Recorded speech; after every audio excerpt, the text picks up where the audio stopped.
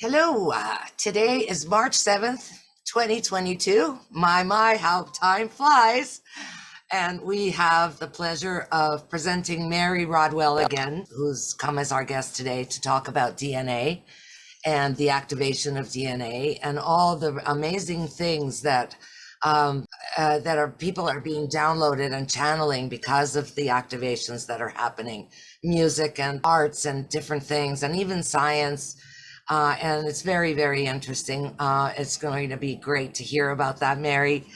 But before we start, I was hoping that you would tell our viewers a little bit about your organization that you're the founder of, ACERN, which stands for Australian Close Encounter Research Network. What I wanted to ask you about, that's a little different this time, Mary, is I wanted to ask you about the ACERN, and I wanted to know if a lot of the research that the thousands of people that you've worked with over the years, if this is where some of the research comes from, because I know you've worked with thousands, and I don't know too much about your organization, so I wish you would tell us a little bit about that. Okay. Well, when I got into this, with my first few clients, I really thought it was very rare. And only a few people on the planet perhaps had this experience without realizing actually that the whole planet is impacted by this. But that was my understanding. What I discovered was that many of those having experiences had nowhere to go. They would go to UFO groups often, but they found the focus primarily was on the sightings, and how many saw the craft, was the video footage, or what I call the nuts and bolts side of it. But no one was really interested too much on people having experiences with the beings. And, they were always considered a little bit strange. And on many occasions, the only one that would be likely to offer some interest would be someone who's learned some skills around hypnotherapy and might be prepared to do some hypnosis. But there was no real, often very passionate amateurs, but nobody there that could offer emotional, psychological support. And it came very clearly to me that that was something I could offer as a professional counselor and hypnotherapist. I was able to do this. So what I decided to do was create and found the Australian Close Encounter Resource Network. And the reason behind that is that way people could come and get professional support. And I more and more I made sure that there was enough advertising to let people know that this was available to them. And really, I suppose that's where I didn't expect it to take off the way it did. But I found, I was getting people wanting to interview me because I supported experiences. And when I created the first support group, I was amazed that 12 people turned up. This is in Perth, in Western Australia. And I thought, well, it isn't maybe as rare as I thought it was. And so ultimately, really now, 25 odd years later, whatever it is, over 3,500 families, children globally have been in touch with the CERN, and my research comes from that baseline. And of course, since then, my understanding has grown enormously to where it is now. And of course, it's taken me really down the rabbit hole. But what has been very heartening is things that I was isolating all those years ago in terms of human transformation, which was still not really talked about because nobody, it was the fear-based kind of narrative. What I was finding was that as people worked through it and understood more of what was going on, they changed, and they changed in incredible ways. And our research with the Dr. Edgar Mitchell Free Foundation, as I was one of the co-founders of that, really their surveys supported all my own research, which was brilliant because there was this, far more in-depth survey than I was able to manifest. And it was saying the same thing, that after people got over the fear and trauma, many of them changed in incredible ways. And that sort of leads me into what I'm going to speak about today, because what is often the case with what I call the nuts and bolts side of this ufology, which, has been really, really important in many, many ways. What was still about what do you believe, because they started to talk about going out of body. They started to talk about healing. They started to talk about doing all these different things which manifested after contact, like writing strange scripts, coming out with strange languages, unusual artwork, downloading certain types of music and what have you. And for me, when you say to somebody, well, what's the evidence that it's real? The evidence is actually in the manifestation of a completely shift of consciousness that brings in all these expressions. People don't create these things out of a fantasy or imagination. It only comes because they've had some profound experience. Yes. So, but evidence of contact, here it is. And this is really what I'm going to talk about with my presentation now. And I hope that you can all hear me. Please let me know if you can't, but I'm going to share screen now. So this is really what has been the most profound part of contact for me in terms of evidence, because here is evidence that something profound has occurred after contact.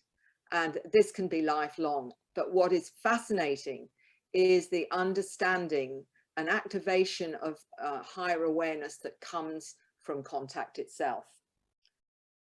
One of the most amazing things that I discovered right from the word go was certain individuals were downloading or creating amazing artwork. And many will be aware, I talk about Tracy Taylor, who was my first, if you like, experiencer that was doing this incredible artwork after her experiences. She would download these images, some of them, with completely amazing lines without rulers in 10 minutes, or she'd do one of these colored ones in the space of a few hours.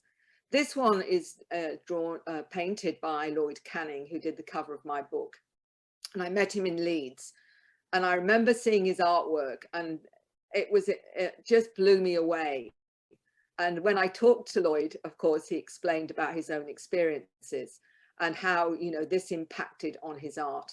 So what is the activation of humanity? And this, again, is another one from Lloyd, who lives in Leeds.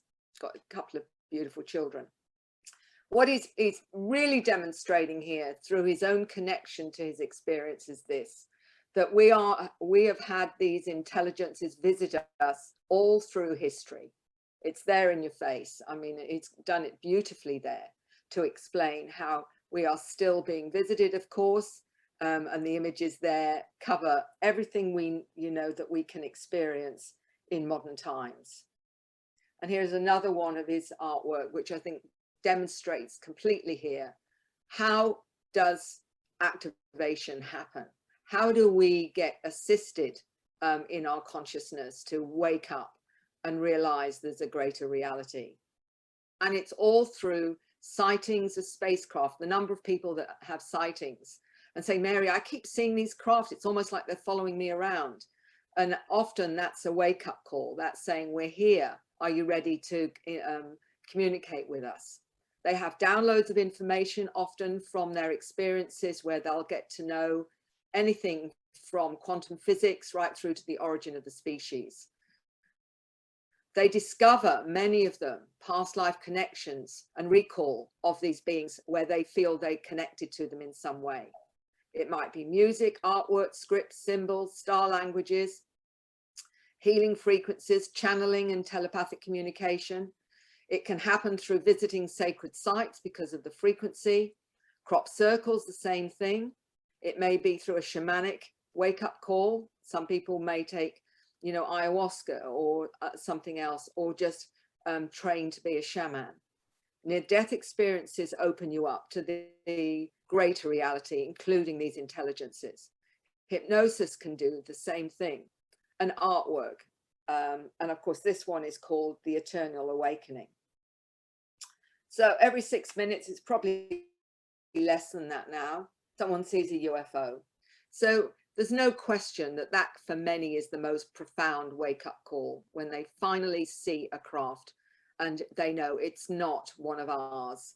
This one is one of the most famous Carlos Diaz from Tepoztlan. I actually went to Tepoztlan where this was sighted, and he has had some incredible experiences going on board the light plasma ships. And this was Lloyd Canning's experience. He said in 2004, all of a sudden, what can only be described as a spaceship went over his van. He saw the entire undercarriage, which was metal, and it was completely silent. And that started his wake-up call in terms of his own experiences. So what are we talking about? Understanding very clearly that we are being visited by what previously may have been understood as the gods. The image you're seeing over here, the little blue being here, was a 9-year-old drawing her special friend Imoko, who is her special friend and takes her up on board spacecraft. We've got here the Indian god Krishna with the blue skin and something that looks suspiciously like a UFO. Some of this you may have seen a little bit before. I just want to lay the groundwork.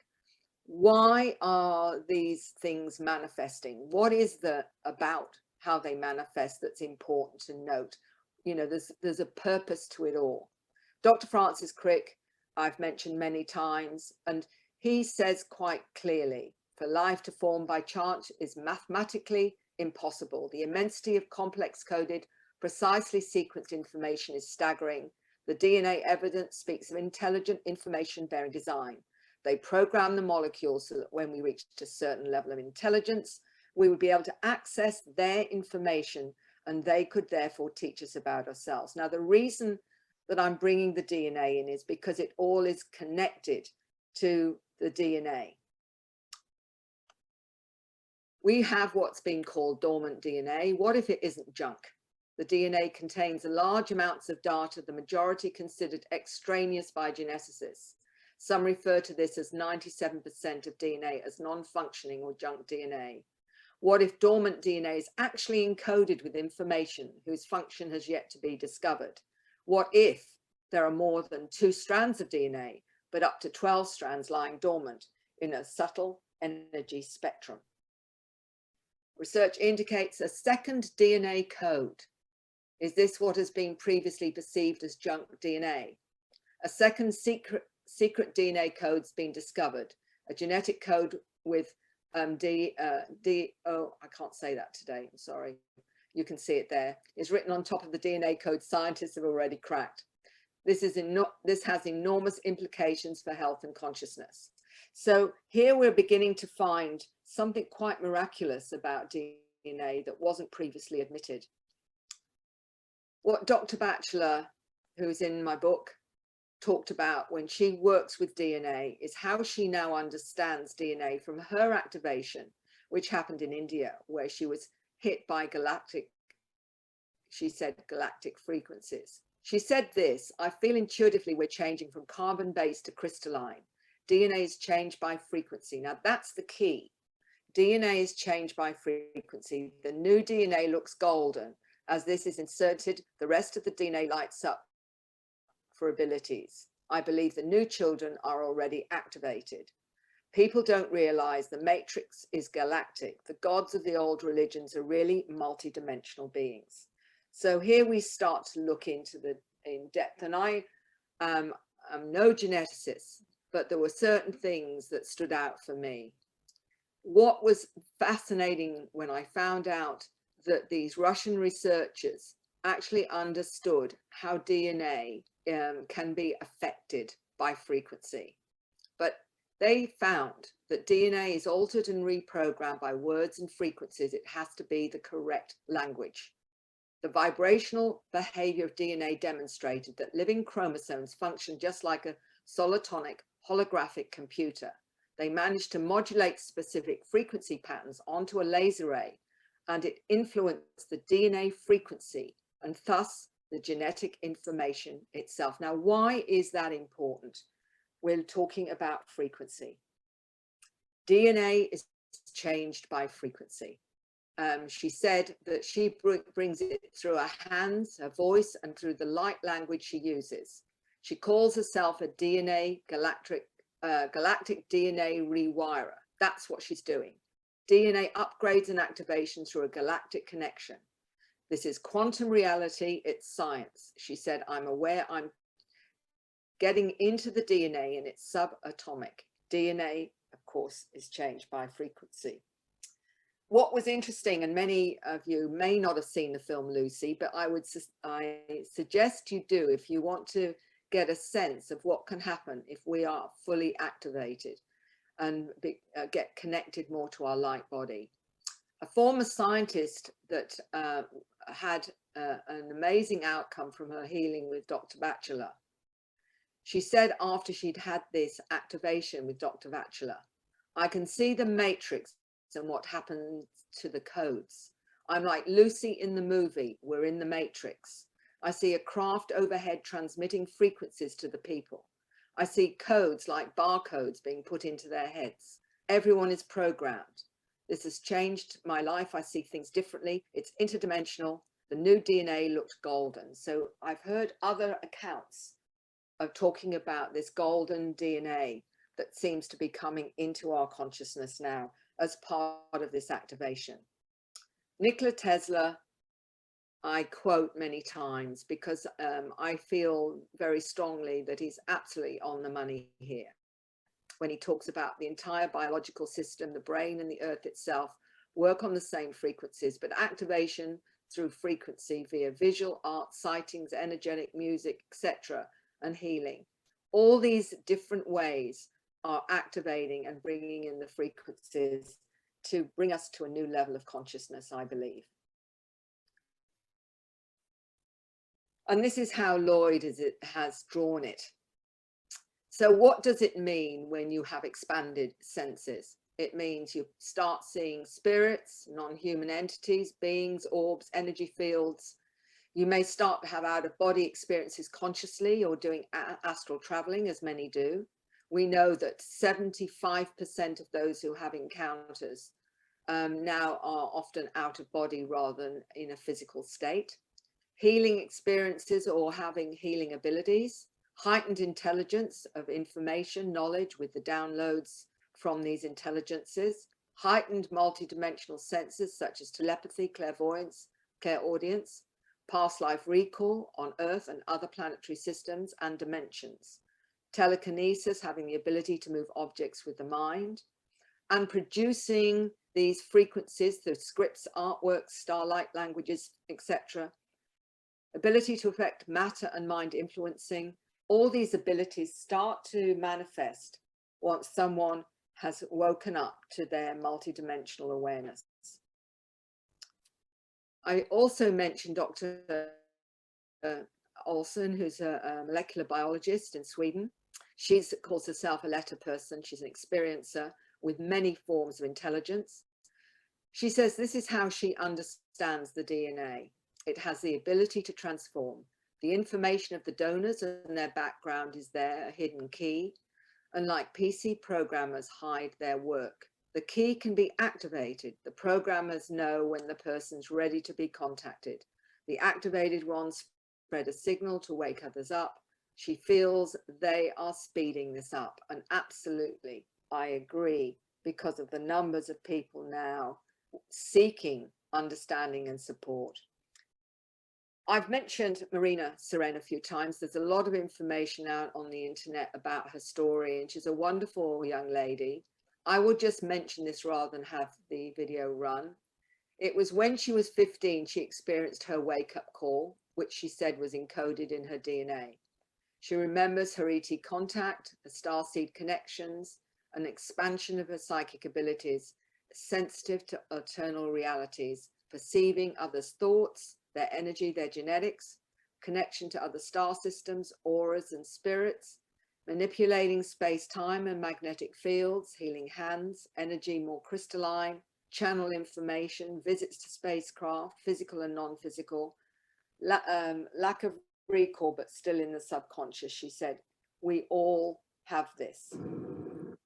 So how do the indigenous peoples understand this culturally. For them, it often is in symbols, but also many people will see owls outside the window. And this particular drawing is where someone saw an owl and then it shifted as the screen went and they began to see a grey. So for many, and in my questionnaire, I actually put, if you see owls as well as clowns or Santa Claus, often that's a screen for these beings.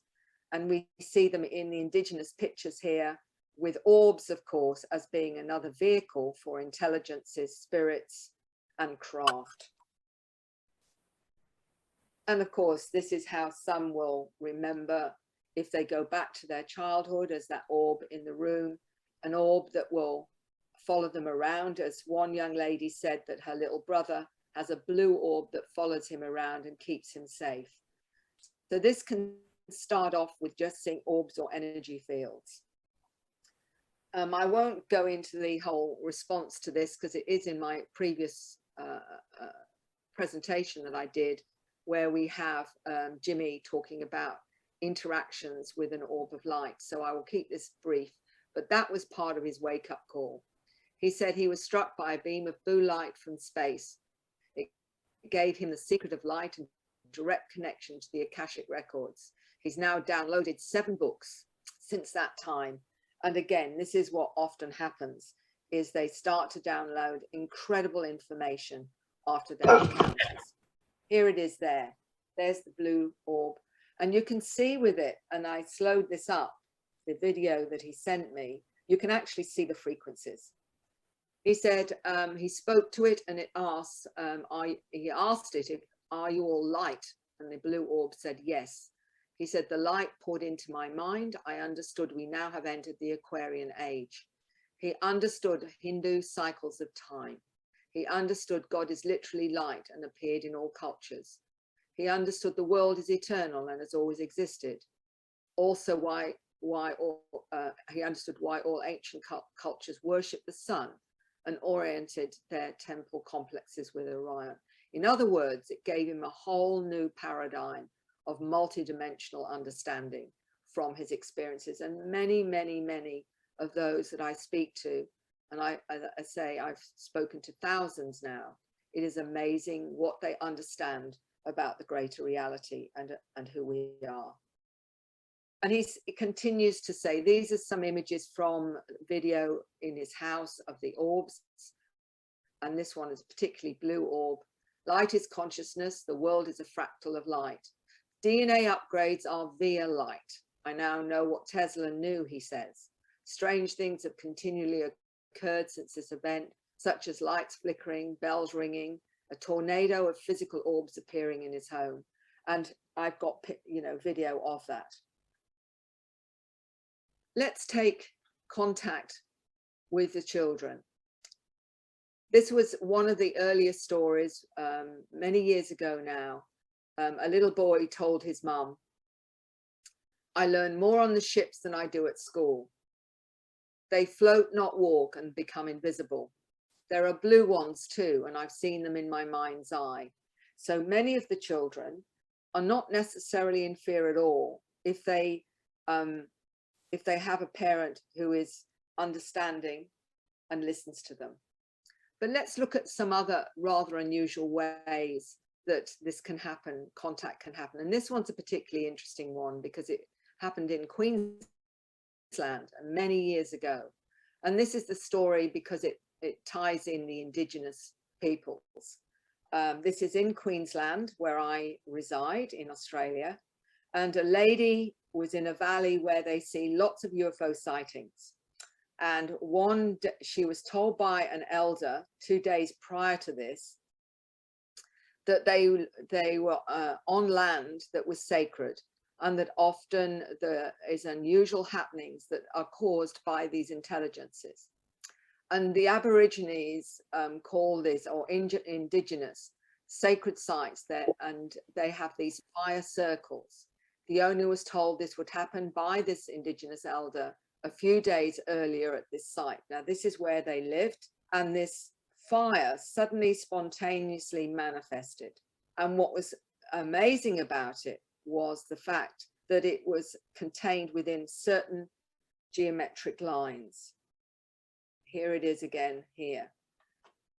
And we find on one of the indigenous tattoos this very, very unusual symbol.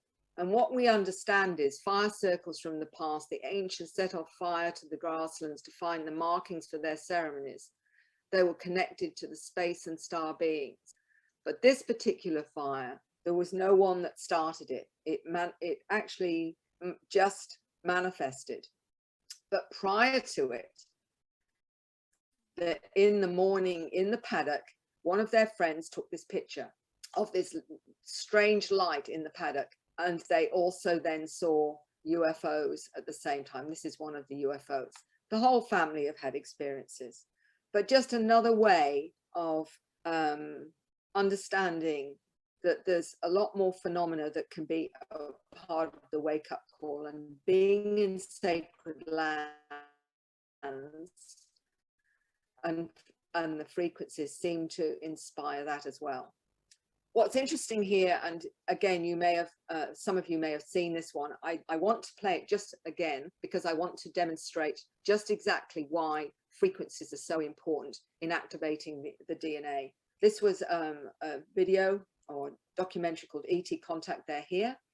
These two young men are in my book, The New Human. One's called Zach and the other one's called Antonio. And I'll play this once again because I think it's really important. Sua set eleaka e sulu untuk ewe elo amana e sala ama at elo ala onkis susuma etala elo lo kisheya elo atsa o saetam mana e kuleate sushase e amano tu kiawa har etsuno mo etu etula akitsesa ese sala tushasan. It doesn't exactly translate into English. The key to this language is that it's not transmitting data verbally through the mind. It's transmitting images through the voice. And dolphins do the same thing. Dolphins can transmit pictures to each other of what they're seeing through sonar. There have been times where I have spoken a language that is very representative of a particular civilization or a particular group of beings. And when I would speak it, they would be there on the other side, listening and sending back information. Can you give a message that you feel is important in the star language? That's even better. All right. I'll try this, okay?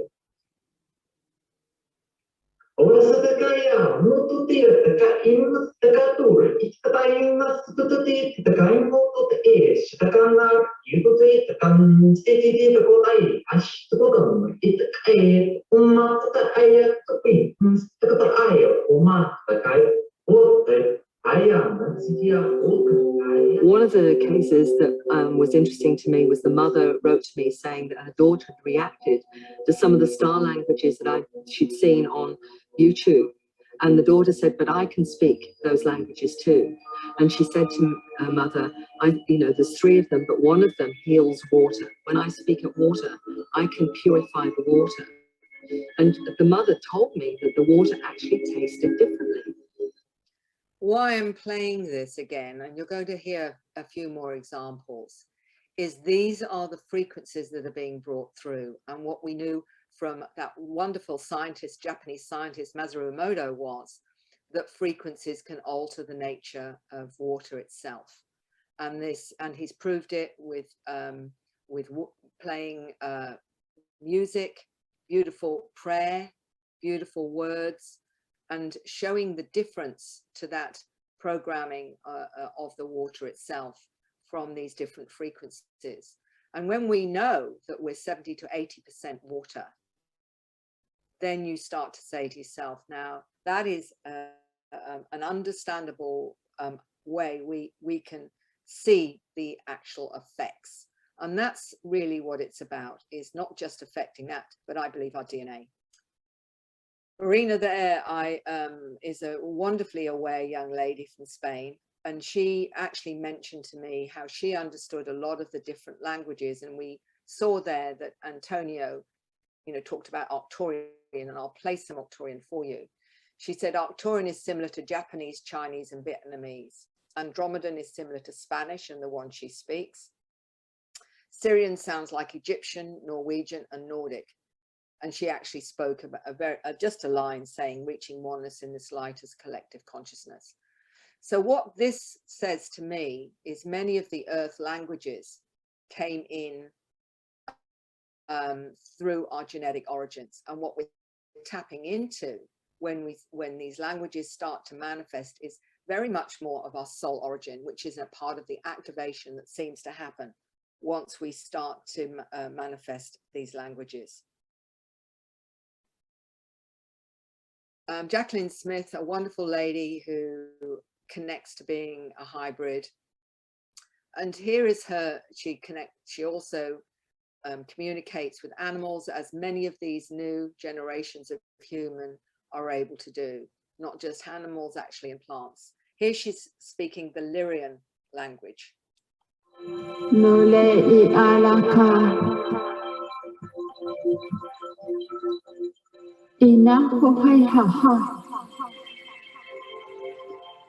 Ole nahia hia, osa one ananahi.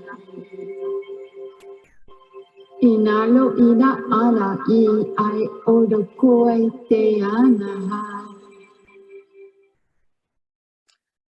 So there's many different ones that people are manifesting. Some of them obviously are coming from the same origins, but I want to give you a bit of an overview of how some of them, how different some of them can be. This one is from an 8-year-old. I was sent this from UK. This 8-year-old is speaking one of star languages. I don't know which one it is, but that some of the children as well as the adults are speaking these star languages.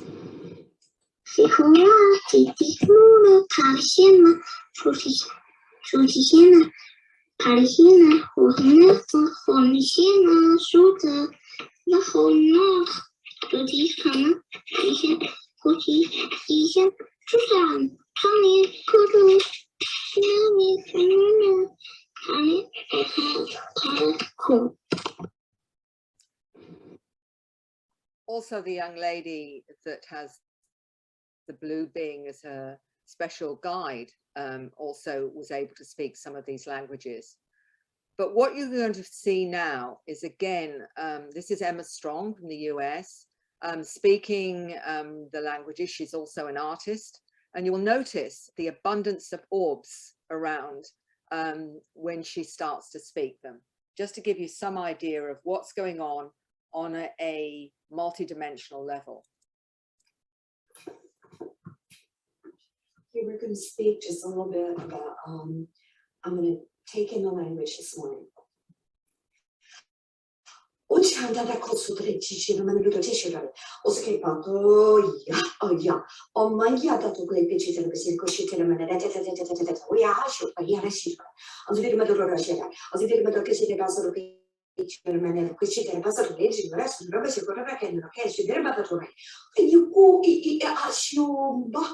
Osako atatalachichi orene, okujia, Jodotecan, Utotalachi, Ukapatavili Marakushi, the Visit Basrokichi, Atatai, Yo Hashu, Anatotoi, Atasatake, Asatate, Ashio, Monodoshisha, Ukichitara Bo Akasaya. Atatushi and a manner by your attitude way. I did not total care. I did a bit of the gate. You have to show the lady to the manner way. Do it you derabata. At the derabata, at the derabata, the new way as it put at a minute or share. Okapapa soy, at the Shiano, Yata to pay at a toy. After the person who cheated a minute. Just to give you a bit of an idea of the variety of different star languages, but the enormous number of orbs that were showing interest in what she was doing. And you're going to see this in this next clip. This is from China. And what's interesting with this lady, she'd never played the piano before. She had an experience, a dream, where she met this being playing some kind of instrument in the clouds. And she said that the music was, as she understood it, please welcome my friend. She woke up and wanted to play the piano, but she didn't have one. So she went to her friends and she started to play the piano in this particular way. And some of you may have seen this. I want you to notice the orbs and listen to the tones, because again, it's extremely fascinating to see the different ways this information or these frequencies are coming in.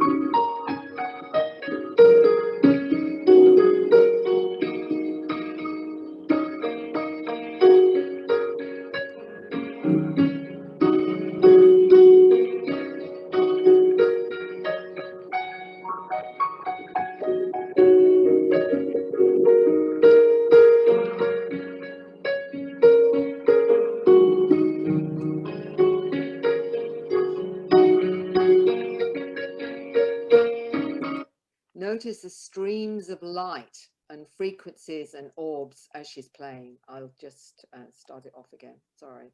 I want you to sort of notice that. Streams of light.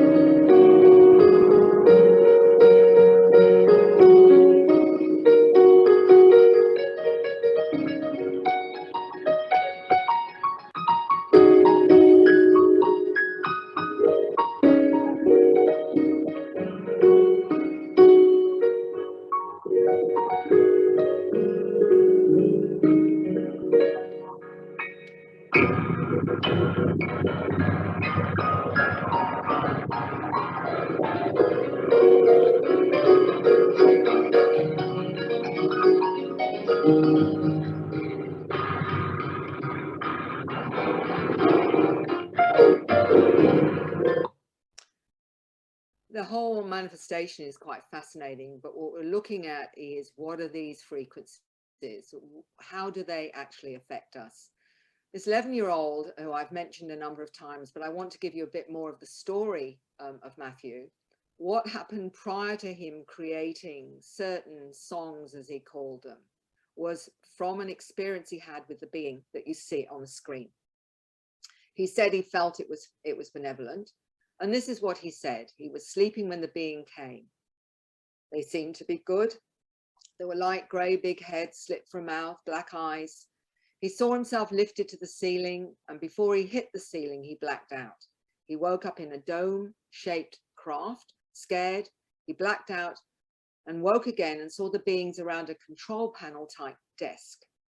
They were communicating in another language, which he could hear.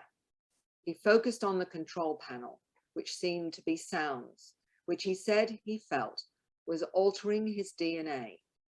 These sounds became his first of the 5 songs called Decoding Human DNA. First of the second 5 completed within 3 days. And the last song, Arrival, was song 6. I will play just a little bit of that again for those that haven't heard it. He said the music's about shifting our DNA. It was always the same energy and a good feeling. He was labeled Asperger's ADHD. And for those that know about what I write in The New Human, is that's one of the labels given to the new generations of aware humans. At no time did Matthew practice them. He named each song before playing it as though he knew what was coming next. And he said this: these songs I need to give to people to wake them up.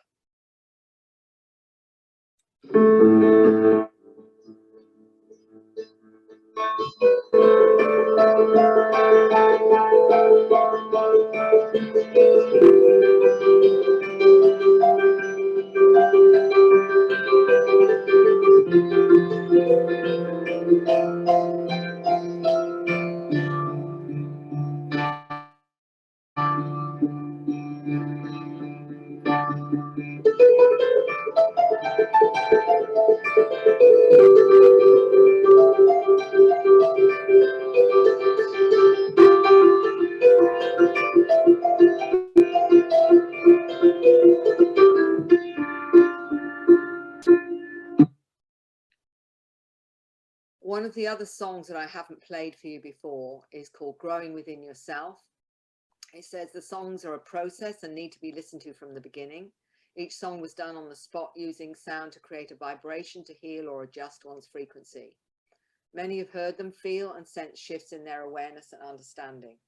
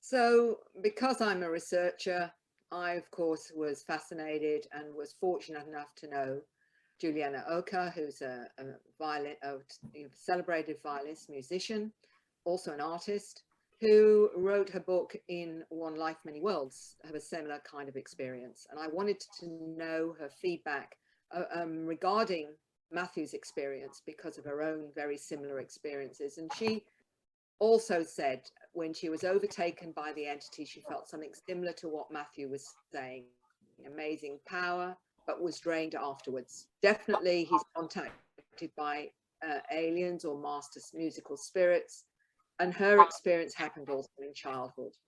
And she said this, it's amazing composition, it's genius. She liked the music and believed Matthew was being helped by master spirits. So for her, all of this absolutely resonated because of her own experiences in a similar way. And here she is explaining how her experience with these otherworldly beings, these angelic beings, showed her how to play the violin in a certain way. She said the male angelic being flew in front of her. He had long hair and soft, shining golden gown. He played the violin flying and dancing in the air. He showed her the techniques that were not usual for the violin. So she was being shown how to manifest not only the frequency, but with the movement, the energy of that somehow enhanced what it was that she was actually bringing through. So movement and frequency. She's also found that she had a talent for art. She had never been taught it, but found she could download the art. And these are paintings of her experiences. And I think they're absolutely stunning. I love her artwork, and she's actually doing able, you know, a lot of people that really love her work, and she's able to make a living from her artwork as well as her music. But her main passion has always been telling her story, because the beings asked her to write her story and tell her story, because that was the important part of her mission. Here's some more of her wonderful artwork. She found she could paint and no one taught her. I mean, beautiful, beautiful images.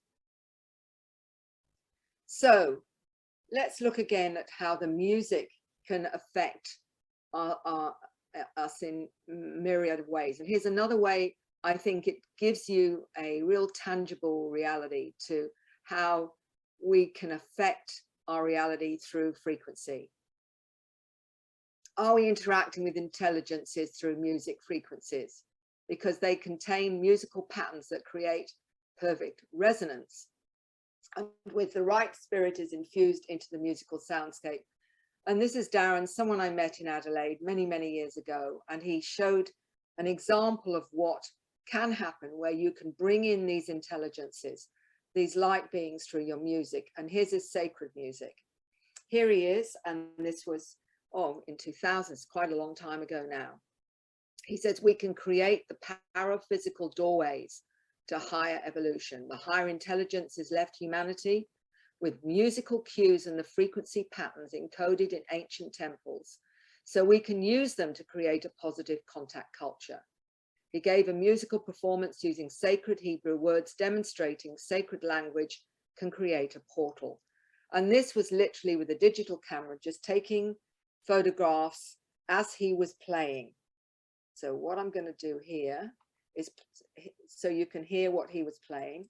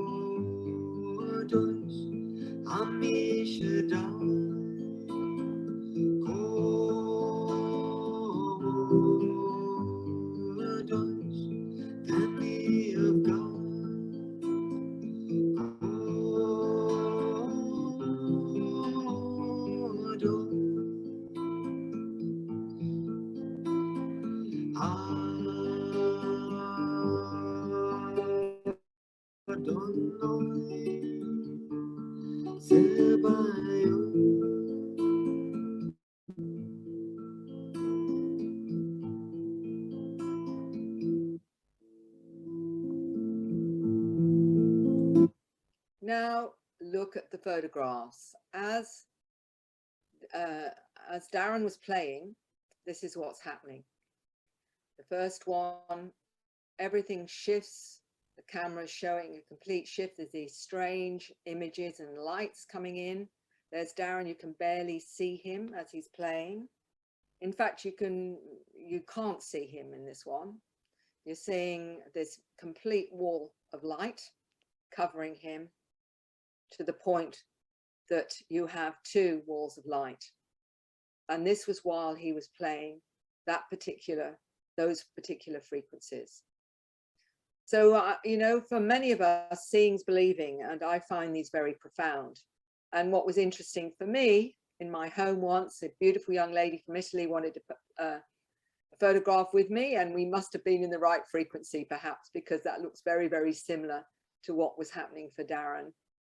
Was this stroke of light being, again, the lady who took this, by the way, is a professional photographer, and there was nothing different between the clicks and the movement, other than the fact that it was about a second or two later.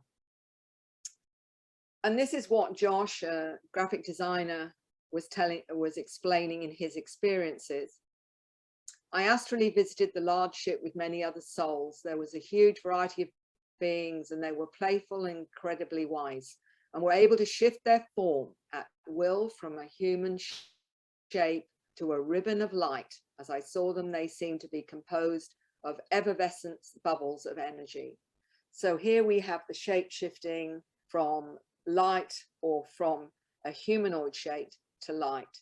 And this is, of course, many of those that have experiences will be able to testify that they've seen this happen. So is this just certain countries, or is this global? And of course, I did say at the beginning, I believe this is global. And there's another reason why I say that. This is from China. It's a female farmer suddenly began to speak and paint with a universal language she'd never painted before. Think about Juliana Oka, same. Painting in one line string, complicated maps and some other and other artwork.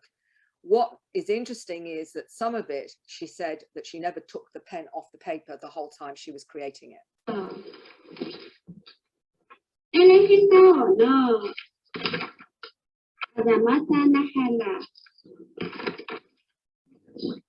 这画是一笔画呢，还是不是一笔画？好像是一笔，是的，是一笔画。这个一笔吗？不停吗？这个下来？对，不停。这样就是那种大的吧，待会儿我报一下那种大的下来给你们看。像那种大的嘛，好多都是就是一笔长的。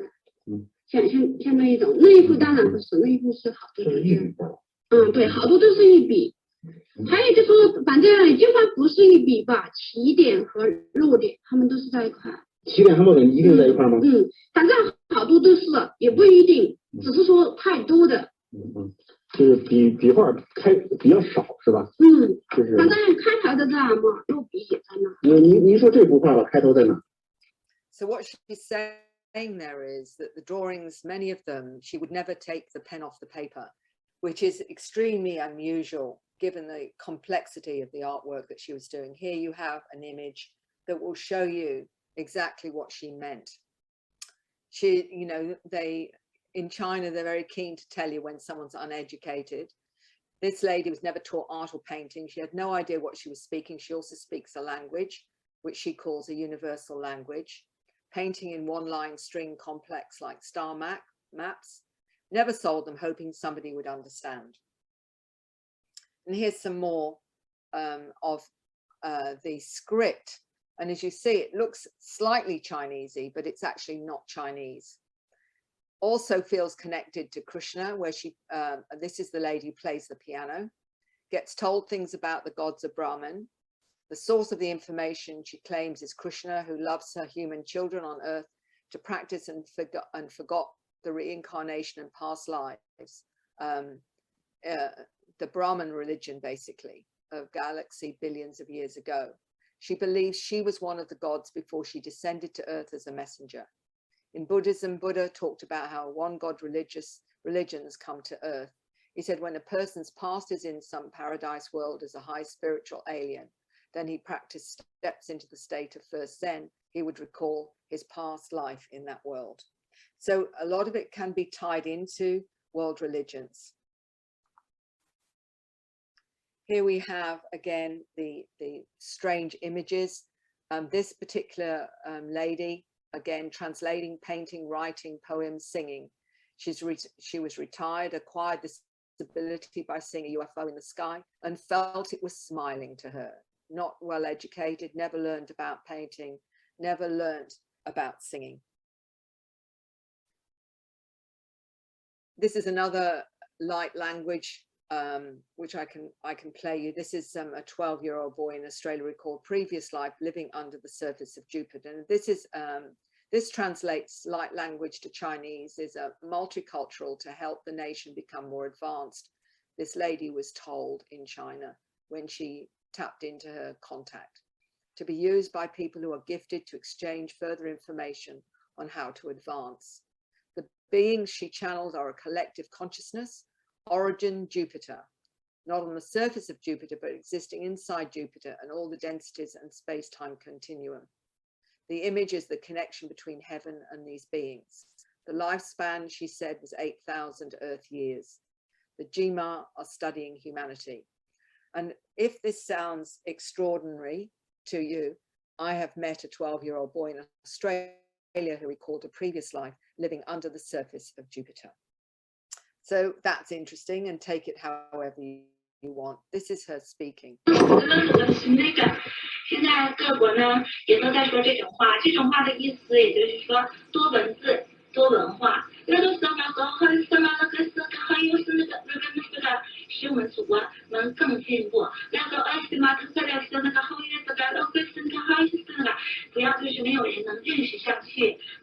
To give you some idea then that this is global, that the manifestation of abilities through music, art, language, etc., all of these seem to be far more global than we have previously understood. So what is communication? What is this communication? And Tracy Taylor mentions it like this. It should be borne in mind that the nature of extraterrestrial communication, that in a majority of instances, star visitors communicate with humans by telepathic transfer of mental images and concepts, rather than by words and speech. Everything's made up of the same matter, resonating at different harmonics. So the ETs are able to communicate with us, directing thought on subatomic levels and so activate the subconscious. The symbols are meant to communicate the nature of the macrocosm. So the symbols are multidimensional in nature. And here we have a wonderful one from Antonio you saw in the documentary. This is one of his. And she continues here by saying, it's more, the languages are more an accurate representation of an individual soul vibration. It means the language comes directly from the essence of the universal mind or God, which ultimately links all of existence together. It bypasses linear space-time. It's one of the steps from words to telepathic communication. Symbols and script are the ancient forms for communicating volumes of information without having to read pages and pages. And here you're now going to hear from Antonio, the Arcturian language. Summa tataka parakatika sita takata summa taka retika tinga takatunsa kroko tingo taka parakatin sikata parakatin tataka matata sumringa tataka paraka rikingi ke kopataka parakatika singa taka sung patakitin sikata parakatin siltu kuna pakata tekniku sung patak sura patataki igrit sikata sinta tatata in kroko pinchta or So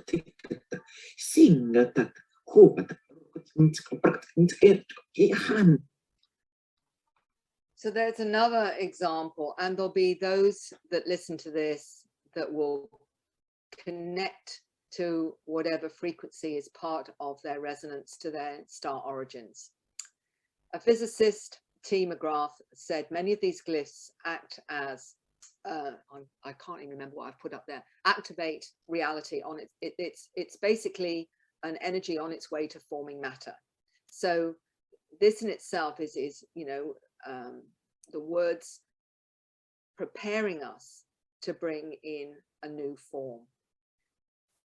Now these particular scripts, and I've seen so many different types of script and what have you.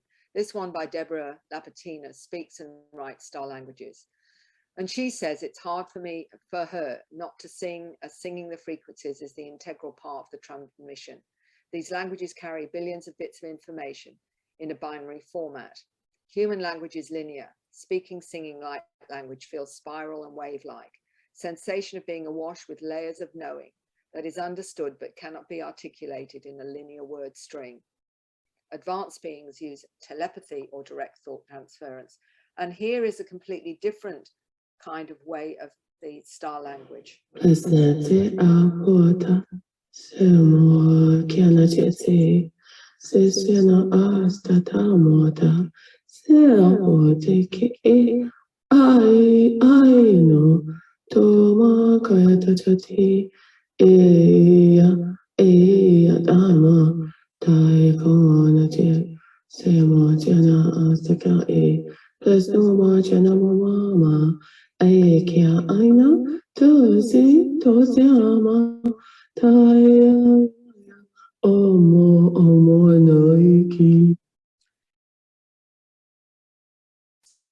that's given you a little idea of the different forms of star language, light language, soul language, whatever name you want to give to it. Now, many years ago, I put together 2 documentaries or videos on this whole subject. And the reason for that was, this to me was profound in how it changed people. And I interviewed a wonderful young lady in Perth called Rochelle. And she's going to talk about her experience and her healing work. And I want you to see how she ties it all together for those that this is new. Hi, my name is Rochelle Delia. I've been consciously aware of my extraterrestrial contact now for 8 years, but I've been having contact my whole life. My experiences with extraterrestrials have been quite varied. I have gone through a process now over the past 8 years, and I've come through a lot of the traumatic aspect. And now my experiences have brought me many rewards, particularly in the way of healing abilities, and I myself have changed in a positive way through them. I have a lot of help with healing work. I speak in many different ET languages, and I also write in alien script. These abilities all come quite naturally to me.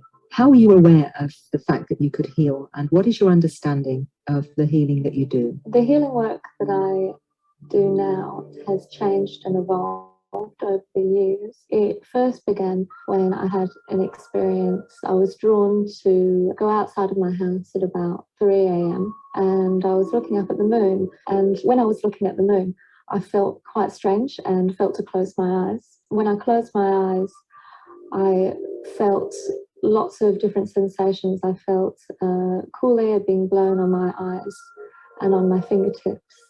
I had pin-pricking sensations all over my face. I had the sensation of wind circling my head, and I could feel it clipping my nose as it went past. I also had sound waves that were going into my ear from a great distance, and these repeated over and over. I had tingling sensations all around my head as well.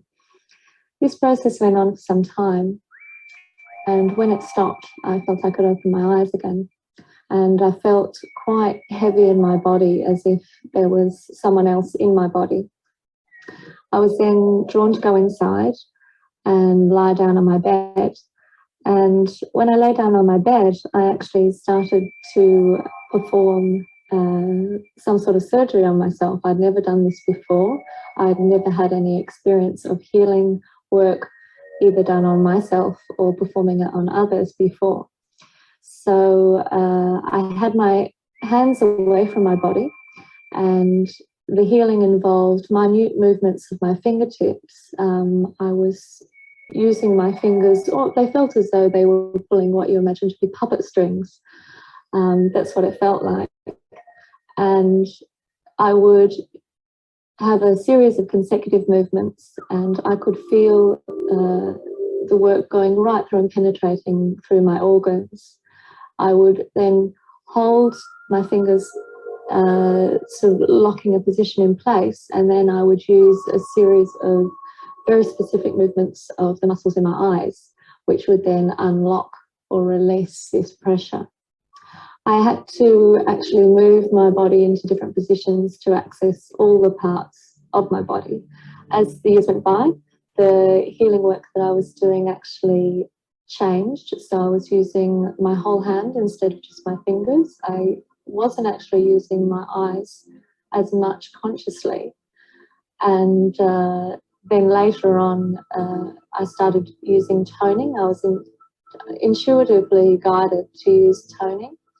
And then later language came through. After the languages came through, then I started using a combination of toning and language, and songs came through. I can best explain these as being songs that are used for the soul to recognize. Souls may remember these songs from other planets, other lifetimes, and they help the individual to feel comfortable for the particular healing work to take place.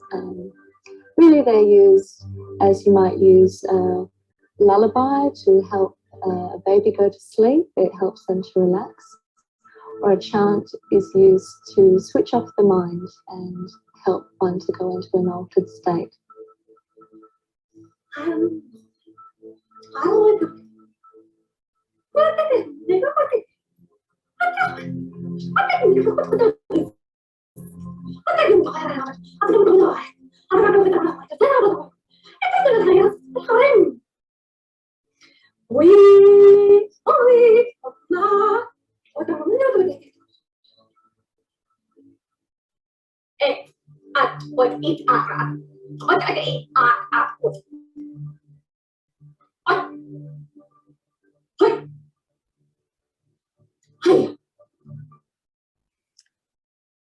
What I find really interesting when you talk about the process, I think Rochelle explains it really well in terms of her own experiences and how she has experienced where she is now. And of course, that was some years ago. But I haven't quite finished with her story because I think she explains it really well. And that was my intention, to get some understanding of the process. What does it feel like? And here she explains it very well with the healing. When I work as a healer, I switch from how I normally operate as my human self to my ET self. It might sound a bit strange, but I have been given information about my dual consciousness. I can best describe this as coming into this vehicle having both ET and human characteristics. My human self is very sensitive, very emotional. My ET self is very clinical, very practical, very matter of fact. The healing work that I do, I'm operating in ET. It is really like operating as a surgeon. I see very clearly in the energy field the problem and I fix it. There's no room for emotional involvement. My personality steps aside and I hear where the energy field is out of tune. I don't hear in the way that we normally hear. I hear with another sense, if you like, that we don't normally use. There'll be certain places in the energy field that will be out of tune and I work to retune, almost like you would use a tuning fork to hear when a musical note is in tune. How I do this is by bringing in the frequencies that the person most needs at the time. I do this through sound and colour, and quite often symbols come through with the sounds that I translate as well. The symbols are multidimensional in nature. They're not like normal shapes that we are used to. I work with a team usually of about 6 to 10 different beings that help me, and my team actually changes as I do.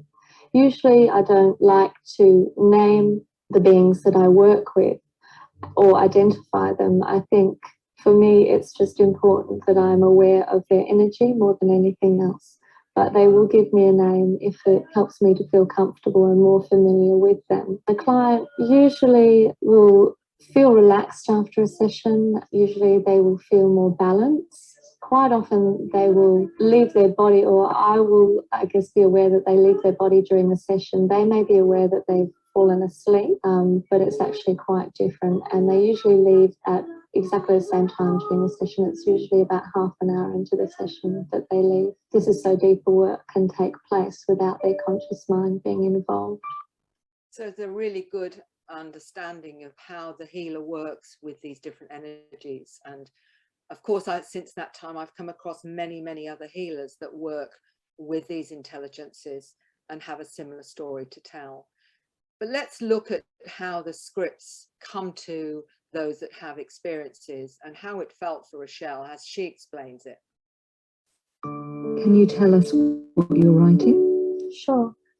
It's really like translating information that has been lost, information that was known by ancient civilizations. I'm not able to give you a more accurate description of this writing. My style is really like a shorthand, if you like. It's probably quite messy. But within each character, again, like the languages, it's really like a block of information in itself. If you were able to get three-dimensional, depiction of each character, because that's how I see each one, that would be much more accurate.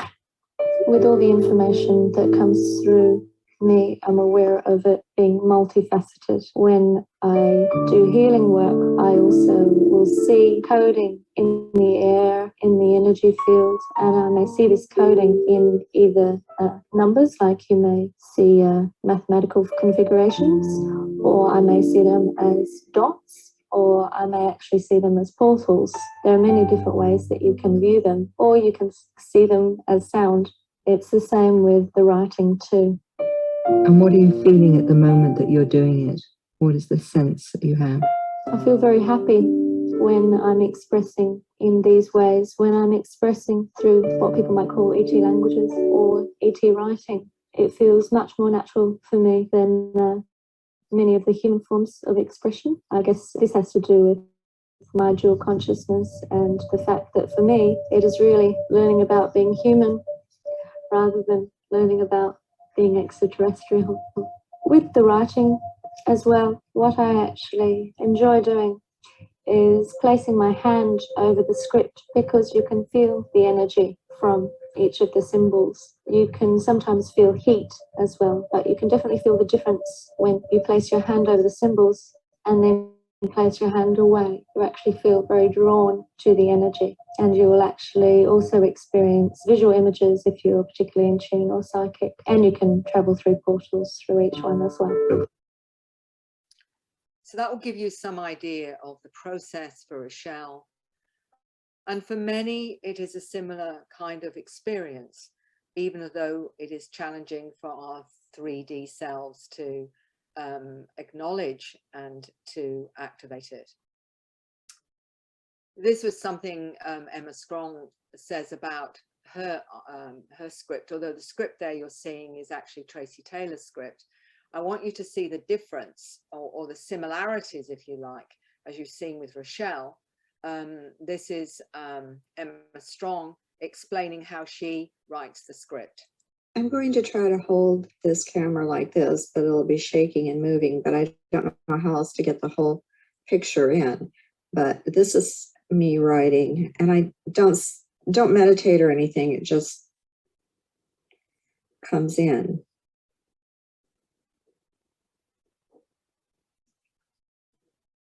See that some of them are very similar, but some are very a lot more solid in terms of how we may write our letters and numbers. But I feel this one is very similar to Tracy's. And what we have to understand is that one symbol, if you could see it multidimensionally, as Rochelle explained to me, could contain enough information to fill a room with encyclopedias. So you'd see one image there, one symbol that could contain that amount of information multidimensionally. And when we become fully multidimensional, then we will be able to access a lot of these downloads and this kind of information, which I think is there waiting for us to access when we're ready. But it's quite interesting as you see the flow. There doesn't seem to be any real thought. It's a channeled expression, but it's coming down. Then I turn it over just to give my hand more support. So I write in this direction. So it's a completely different process. I don't think it matters to them where it stops and where it ends, because like I said, like I've told before, it tends to, it goes someplace once I get it down on paper, and I don't think it matters if I tear up the paper. Apparently the writing or what is said in the writing's always going to be. It just is, and it's already recorded. It's almost sort of backhand, and it sort of has changed over the years. But that's the writing. See, it more or less goes that way or that way. And they put a lot of dots. For some reason, I'm dotting things in there, and I'm not quite sure why that is, unless there's extra emphasis, or it's like, I don't know, that it could be a period at the end of the sentence. But anyway, that's my writing. And I do have to hold the pen sometimes more or less. It's easiest to hold it like this because I have more. If I were to write like this, you have to move like this, and that's not how they're grabbing it. They're wanting to use my whole, a lot more of this rather than this sort of thing. And it gives me better control because it seems like they grab the pen and it just is taken control of. But I can't tell if it's like perhaps an outside source or if it's actually just me, my higher self doing it. Okay. Okay, so I think that gives you a little bit more of an idea of the process and how it feels for any of you that are finding yourself guided in some way. Maybe that will help validate your own experiences. For many, coming out in disclosing, I believe that disclosure will come from the ground up, will come from people having experiences. I think if we wait for the government, we're going to be waiting a long time. Dr. Olson was prompted by the mantid being to come out after a significant healing.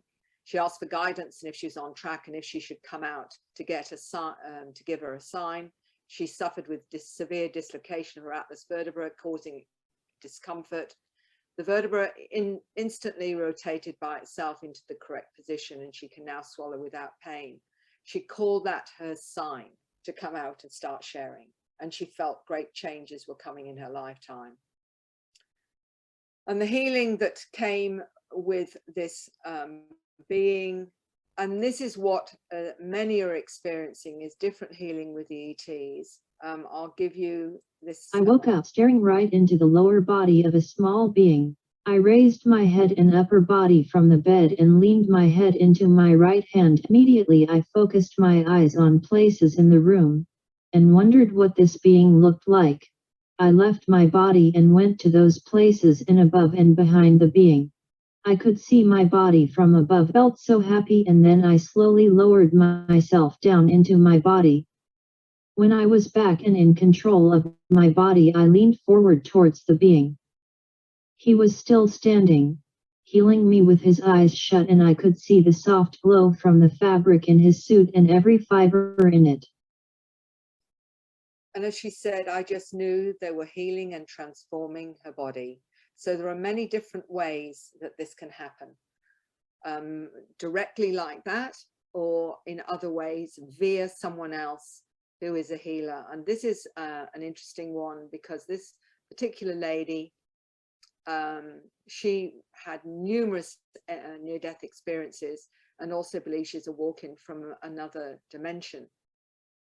And she explains that she was sent home initially with an autoimmune disease, 3 months to live, but was visited by angelic beings, experienced a bright light, symbols coming into her, and felt the love. After that time, she was healed. The light beings now guide her in what to eat, and she does healing with this force inside her and guides her movement and voice. But she believes that after the near-death experiences, many with the birth of her child, her last child, she ended up with a soul swap, or it's called a walk-in new soul from the 13th dimension. And I'll just show you briefly how she does her healing. Here you go. Very similar to Rochelle in the way that she's operating.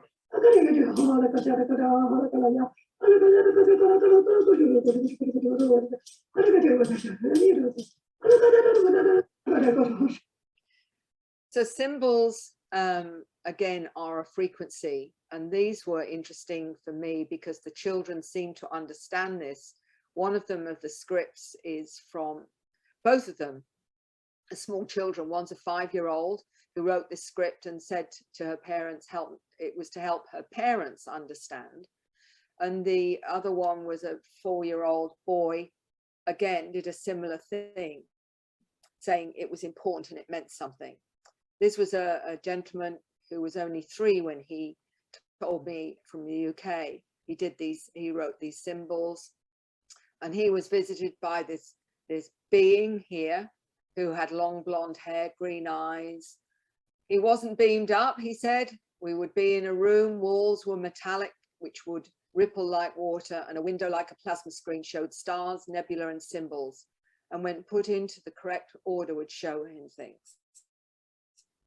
So we're talking about children doing the symbols at a very, very early age. This is to do with space schools, where a young girl of 7 saw this symbol on board craft and wondered if anybody else had seen it. I wrote to another family whose daughter also said that she'd been on craft and been to a similar place in Mars. The daughter, without any prompting, recognized it and also said to her father she knew what it meant. So you've got 2 children, roughly around the same age, 1 7, 1 8, who saw the same symbol and understood what it was. And she said, and this story is actually in The New Human, the other interesting thing here is some of the other symbols that they write themselves.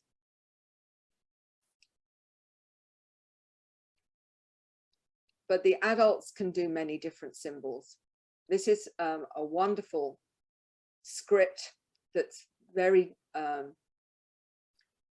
very perfect in a sense. And this is from a gentleman in his 70s who produced it and sent it to me and said, I was just studying it and astonished at what I've done. The characters are consistent throughout, not only flawless, but to my sense is written with the bold confidence and authenticity of a piece of Zen calligraphy. To be honest, he hadn't a clue what he's written, but do know that when he writes only one character wrong, he throws it in the fire and starts over, but doesn't know how he does it. This script is from a wonderful channel and experiencer who also teaches children to see without physical sight. And you'll see more of Nicola Farmer, I'm sure, in the future. This was one of the symbols, a light code, she said, for those born after 2000.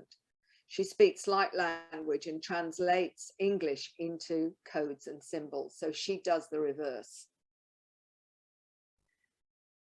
Again, we're triggering each other. We're all having the frequencies.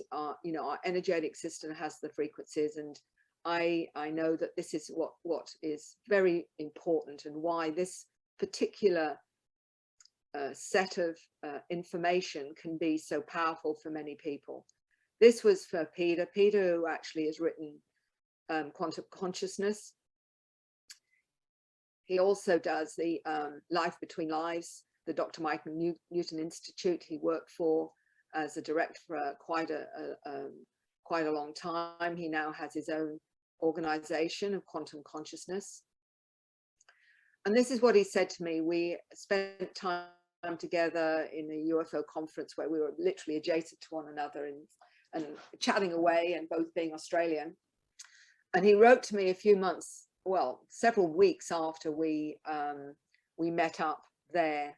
And he wrote this to me: even though I easily access the realms of consciousness, I needed a kind of activation. And I feel you did this for me with your presentation or company. I came home 4 weeks later. The blue painting arrived piece by piece, sometimes in the early hours of the morning. As soon as I looked at it, I could not believe it had happened. It was the second time I'd picked up a brush. So again, spontaneous artwork. And he continues with this one. The red picture was activated by reading The New Human. I got out of the way again. What he meant was letting go of his left brain 3D self, surrendered to something greater than myself.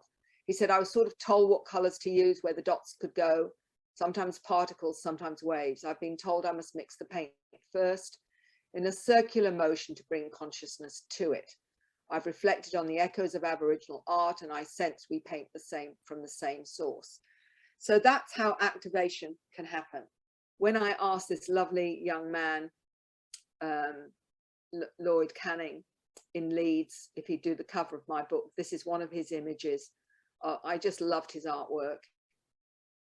And he told me that literally the image more or less came in instantly when I asked him to produce the cover of my book. This is some of his artwork, which I think is quite profound. This one is called The Activation of DNA. And what's interesting with this one is we noticed when he took a picture of his painting that there was actually a funny little strange kind of thing in the sky, which I found quite fascinating. This is another one of his space between spaces, exploring his multidimensional experiences. So again, they manifest much of their contact in their artwork and show it. This is some more of his visits to inner earth, which he, I chuckled when I saw him and said, this is more of your experiences, isn't it, Lloyd? And he said, well, and he says, I have to admit, yes, it is. And so when you get this really wonderful imagery, often it is directly related to their experiences. This is another wonderful lady I met in Glastonbury, quite a few years ago now. And she invited me to her house and showed me some of these incredible pictures that she'd been creating over a long, long time. And she's now got a book out, E.T. as an Artist. And this is what she says about them, that many of the images are from Andromeda, also star people from Neptune, or ether as they call it, small planets around Saturn and areas around the moon, which I feel I came from. An overwhelming fascination and attachment to Sirius. There's a collective called the Wise Ones. These are from many star systems and come together as a council to promote growth and law in the universe. They are the star gods. They were my first contacts and first to give me information and images. I feel their presence in much of what I'm given, and we both have amazing trust. I feel protected and valued. Planetary animals. She got some amazing different images of different animals, and she said she was told that although we would not find these on Earth, they are fused with Earth creatures. That's why we find unexplained animal mutations. It's the same as humans using animals to progress in science. This is part of an ongoing program to alter DNA so they can adapt and get established. Also on barren planets, they are trying to introduce life. There is so much progression and adaptation with all species, including ourselves, as we move to the new Earth, the new human understanding that other life forms exist. One of her favorites, she said, is the handsome one resembling the elephant. They're very profound. The lower one is in different text, using pictures and symbols like hieroglyphics. She fell asleep while drawing, only to wake up, and it was already, the tiny animals were already drawn. So often there's quite an interesting supernormal event that goes with it. But what I discovered was a lovely lady who lives in New York, who I met and did a talk for her, and some of the guests that she had was very similar to Faye's in Glastonbury. And here she's got her images, and she's a hypnotherapist, an experiencer. Oh, the senses, are they coming, bringing these images through from the same sources because they look so very similar. So artwork, very profound and certainly affecting people. This is what Ceci Cahelan has done, many, many versions of art. And this is what she says about her process. She feels she's mapping other dimensions that exist. There are patterns and she feels like they're put together like a map. Shapes speak to her. It's almost like she can read them. Certain sounds make shapes with her painting. It changes people's perceptions who view them. It opens their minds. There's also information and they will get energy from it. There she is with some more of her artwork, some of it very different. She says it's like a thesis, a work in progress, and covers many areas like biology, neurology, physics, astronomy, astrophysics, theology, philosophy, spirituality, technology, anthropology, archaeology, almost like she's in a school of higher intelligences. It's awakened her to a higher consciousness. She's learned to see life differently. So she's really finding that everything's interconnected by a mathematical order. She said the art progressed in groups at a time, telling something that I was not aware of until the next body was completed, and took 10 years to realize specific information was being relayed to her through the art making process. And this is way some are being taught. Just keeping an eye on the time here. Hold on. This is some of Tracy Taylor's work. Each one of those images you're seeing all fitted together. And she was able to draw them freehand with no rulers. And I think she told me that each one just took 10 minutes to draw. One of the ladies that interpreted this was an artist herself, Lorraine Joy Burke. And when she looked at it, she said she felt like it was taking her through a portal, like she's not here, but between both places at the same time. And she said this, Leonardo da Vinci created the same portal. They're working with me through the pictures. The matrix is downloading to people's subconscious. And she said, and they're full of compassion, just like us. So that's what she was able to interpret from some of Tracy's artwork. And this is also what Terry Mace, a psychotherapist in the UK, when he saw this artwork, not just Tracy's, he felt something very profound going on for him. And he said this, it was almost traumatizing, metaphysically, spiritually, an internal implosion, like a light going on, switches pulled, flashbacks. I sensed and understood something I shouldn't have had knowledge of. Since being a child, I'd forgotten. And this is really important here. He said something I'd been trained to do, but was obviously not conscious.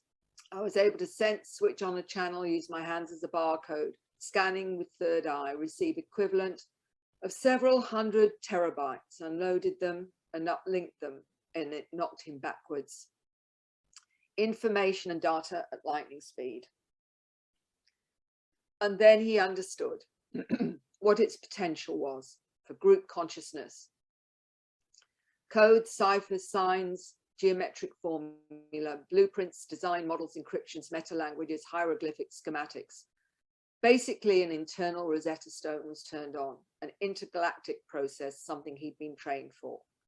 He was a code breaker, able to interpret encrypted codes, which were downloaded. He didn't know where it came from, activated by the artwork.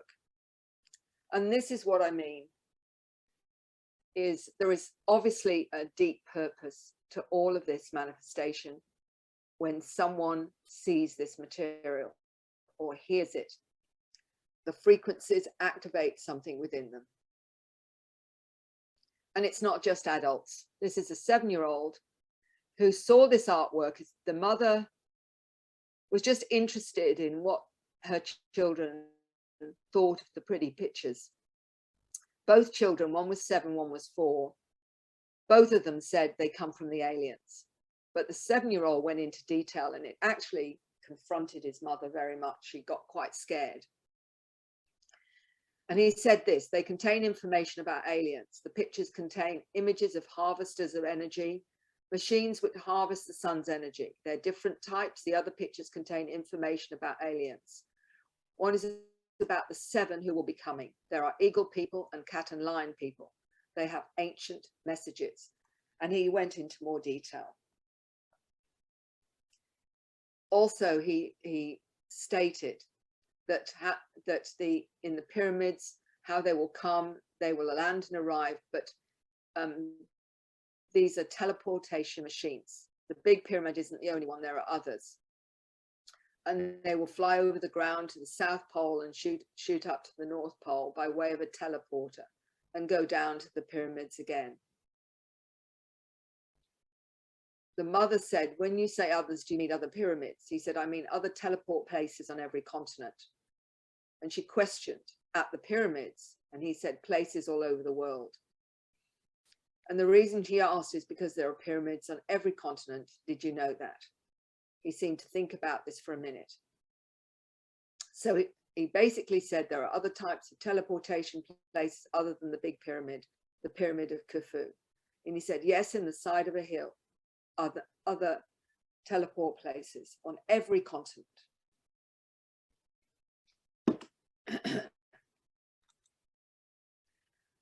Which is interesting, and you can dismiss it if you wish. But what's interesting is this astrophysicist basically substantiated what this child was saying. He actually said there are interdimensional wormhole portals above the Earth near Alaska and Antarctica. And he reported on a UFO going 7,000 miles per hour into space, leaving the Earth and entering a wormhole portal near Alaska. So what really he's saying here is identical to what the child was saying, was these portals where these craft come in and go out. And this was in a documentary, The Third Reich, Operation UFO.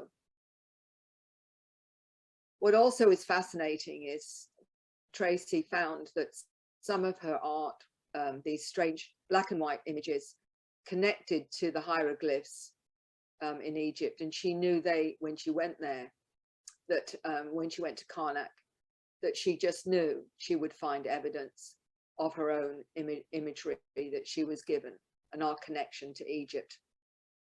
And she said this, the pyramids are conscious energetic amplifier, focusing power source, and show our connections to Sirius and the lion people. So What else affects human DNA and is transformative and activates us? The Syrians say that entering the crop circles affects the DNA in the same way as Masaru Emoto explains messages in water. And many people are affected by the real crop circles. And this is interesting with the light language. I often mention Mike Oram, the experience in England. When he was in hypnosis, he wrote the light language. He told his mother that there was going to be a change of consciousness on the planet, not in her lifetime, but his lifetime. And he was actually 4 years old at the time. He wrote the book, Does It Rain in Other Dimensions? And is a wonderful gentleman. But here we see the script both in the crop circle and in the light language. Children are taught by special friends, and also explaining that he doesn't go to school. He didn't want to go to school because he'd already been at school in space. What happens also is many of the adults, such as Marina, get downloads of scientific information. This is one of the images that she sent me about the connection to geometry, mathematical constants, the structure of the universe, the why of geometry in the universe and its deep logical spiritual meanings, the nature of particle physics. These were all the things that she was downloading in her teens. So we're getting very complex information that's coming through many experiences. One of the more unusual experiences, if you are more into a religious mindset, and I put this in because I met this gentleman in Brisbane I think it was 1999, where he came from Italy and has the stigmata. And he has always said that Jesus Christ was in fact a star being, and his mission was to explain that because he'd been on spacecraft and told about it. He was born in Sicily, had many apparitions. He was aware of the Master Jesus as his guide. He spoke about extraterrestrials, who they really are, their advanced technologies. He called it a new theology.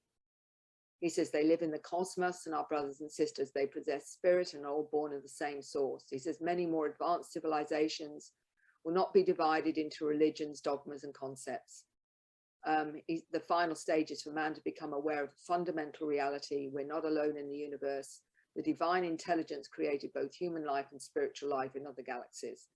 What's fascinating is that when we often don't mention people's belief systems or their religions or whatever, we, a lot keep clear of that because it's so sensitive. This is someone who believed in a more, in the Christian principles, but what he was shown was a expanded version of his belief system, which was how he came to understand, and the stigmata were a way of tying in our belief systems around, Christianity, and what many venerate as Christians is Jesus. And I thought that was an interesting one to just add, to get people thinking from a broader perspective. There will be a change in human consciousness. The energy is heading this way, and the essence of this energy is light. The energy will repair our DNA, make us complete in who we really are. That's what Mike Oram was trying to tell his mother at 4 years old.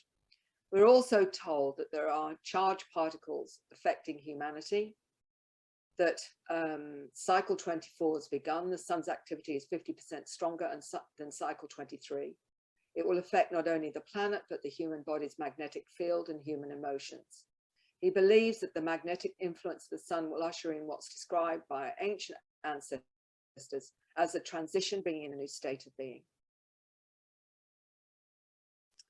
This is another interesting one from a 6-year-old daughter of a lady who drew these at school. She said, "Mother, I've seen this card before. It's bringing children to the earth after giving them their last instructions about life on earth." And she also said this: "A man similar to what people interpret as Jesus was present in a white tunic with other beings." So the children are bringing in the new information. And now we have the hybrids. Just keeping an eye on the time. I know this has gone on a little bit, but I wanted to give you the full picture.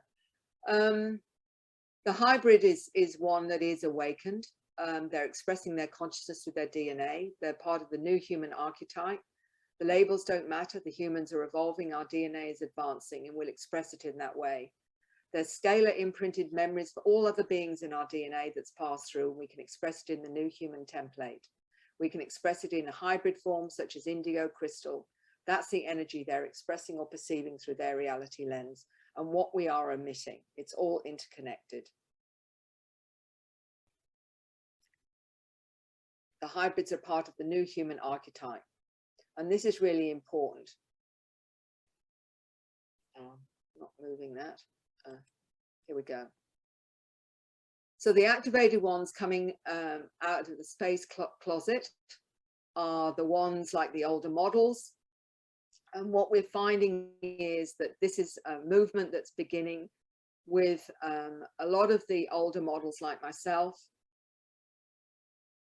that are coming out and sharing their stories, finally feeling that it's time, as Dr. Lena Olson has talked about, medical doctors, ministers of religion, artists, musicians, families with young children, sharing experiences of their multidimensional reality. And this is becoming a wave of disclosure, and it's the real disclosure because it's showing how it's affecting us and what it all means.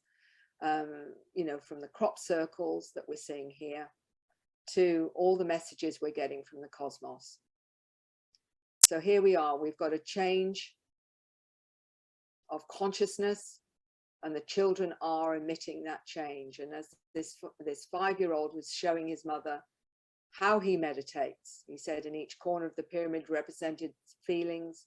He placed a clear quartz crystal bead on the point of the pyramid and said it represents love, which is what he was focusing on. So this is how we are evolving, and it's happening exponentially. And as a final few slides, I will just mention this from Lee Capitelli, who's a little bit older than she was there. But she explains Homo noeticus. Comparing, let's just say this is normal DNA chain. We're like down here, whereas these guys are sort of like above middle, so they're getting there slowly. But yeah, that's the sort of line that we're getting to.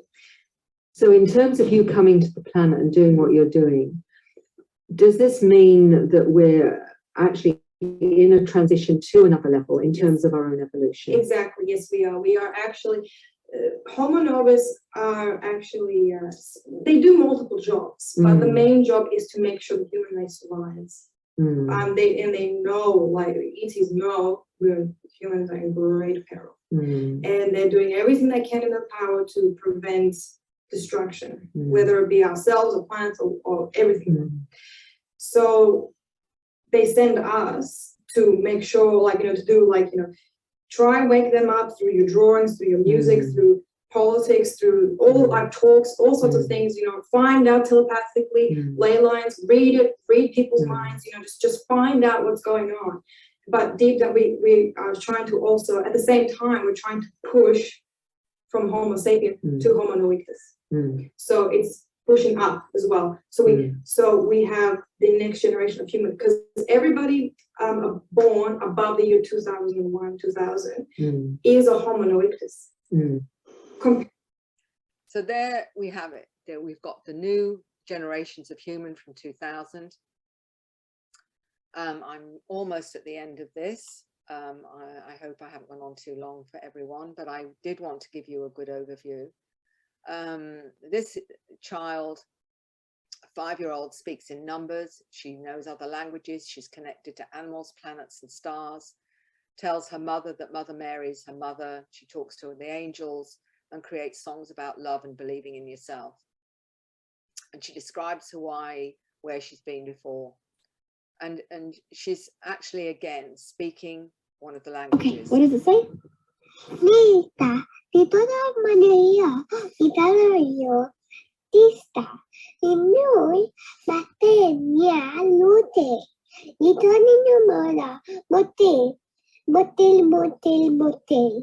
No, yes, Milare Tosh. What does that mean? That means listen.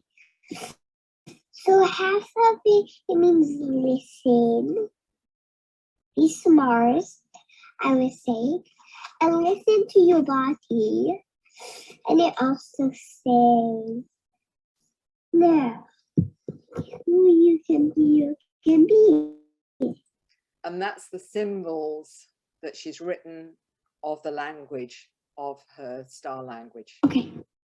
Okay. So here's the energy centers that may very well affect you as well. As this 9-year-old told me, he needs to go to energy centers and sacred places because he gets downloads. In Chichen Itza, he received information about the pyramids and water. Water being the power source of energy, and the pyramid equals portal when the water is near. Portal is when you are near energy. The water is pure and it's source energy. It powers the portals. Basically, water is multidimensional. If water is near the pyramid, it charges it up and you can go home. You can go into it with a special code. I think of frequency, you go into your mind and tune into the frequency. This is a 9-year-old explaining why he goes to these sacred places. As a 12-year-old told me, which was fascinating, is humanity's been at this point 3 times before, but we've been knocked off course. This time there's a 95% chance we'll make it, possibly a 100% chance we are headed up to a higher level. It's due to the shift that's affecting everyone. Dolores Cannon, many years ago, I met her a number of times and we met at conferences. She became a good friend. She also writes about the DNA being expanded to 12. Humankind reaches critical mass. The genetics are changing. So existence activation of humanity, that's in visual form what this is conveying by Lloyd. The new human is this you.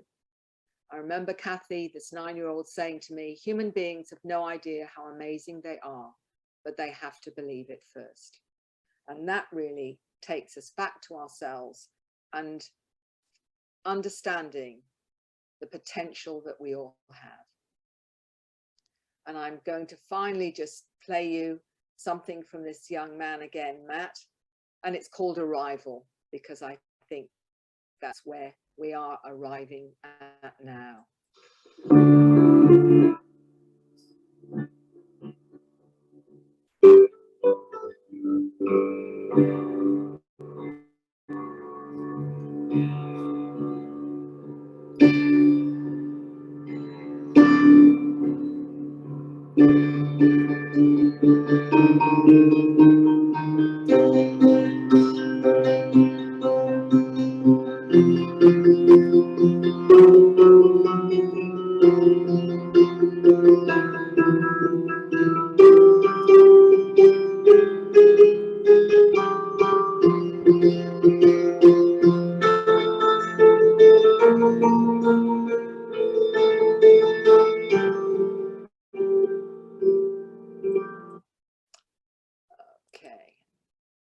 There we go. So there you have a package. I hope that you found it interesting.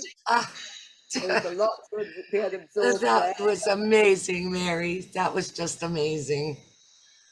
I had seen a few of these things that you'd shown before, but the depth of the information this time with some of your people is pretty amazing. I found a few of them quite interesting. I wanted to ask you particularly about the lady that works with animals. I wanted to know if you had ever seen her with the animals. That's my question.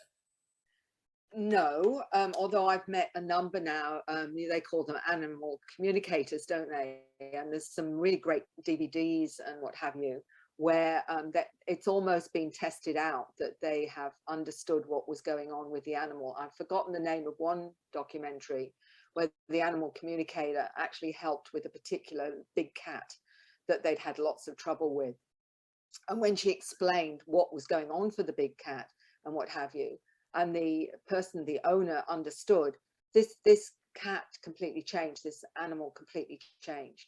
And if anything proved to him that she'd understood, it was that. So I've forgotten the name of it now. Animal communicator anyway. You can get it from Nexus magazine, I think. But my interest was that, you know, I've met an 8-year-old in this very room that told me he communicates with animals, and his mandate is to explain to people, you know, how to respect animal consciousness and that we're all connected to it. And this is coming over more and more, that you're getting these animal communicators.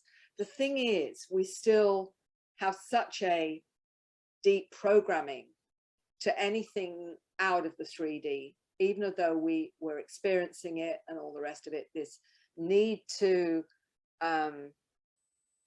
prove it on so many levels just to honor it is the big one. And that's why I wanted to show you the process that some go through, because that's what many people go through when they start to bring in these languages or this healing or whatever. It's a way of validating that for other people as well. Yes. Yeah, I think that I'm beginning to understand that there's a web of life, and that we're all connected to it, the animals too, and the way that we've been living life on this planet is, you know, power over and control over, and not really taking their consciousness into account at all, you know. So it's really, that one was really beautiful to me.